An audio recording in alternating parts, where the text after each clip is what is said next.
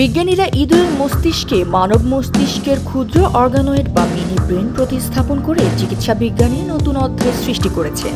এই হাইব্রিড প্রযুক্তি autism, schizophrenia, পার্কিনসন্সের মতো রোগের রহস্য ভেদ করতে সাহায্য করবে, যা আগে ল্যাবে সরাসরি পর্যবেক্ষণ করা অসম্ভব ছিল। প্রথমে মানব স্টেম সেল বা ত্বকের কোষ থেকে ল্যাবে তৈরি করা হয় মোটর দানার আকৃতির মস্তিষ্ক অর্গানয়েড। এরপর ইঁদুরের মস্তিষ্কে এই টিস্যু স্থাপন করা হয়। মাত্র 3 সপ্তাহে মানব টিস্যু ইঁদুরের মস্তিষ্কের সঙ্গে সংযুক্ত হয়, রক্তনালী গঠন করে এবং আলো শব্দের প্রতি প্রতিক্রিয়া দেখায়।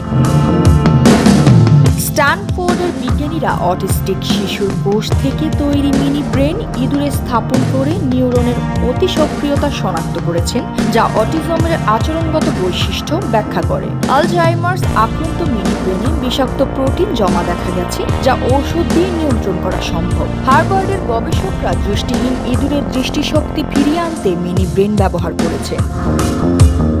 এই প্রযুক্তি ক্যান্সার, মানসিক রোগ, এমনকি স্মৃতির রহস্য উন্মোচনেও সাহায্য করতে পারে। মানব মস্তিষ্কের জটিলতা বোঝার এই এক যুগান্তকারী পদক্ষেপ।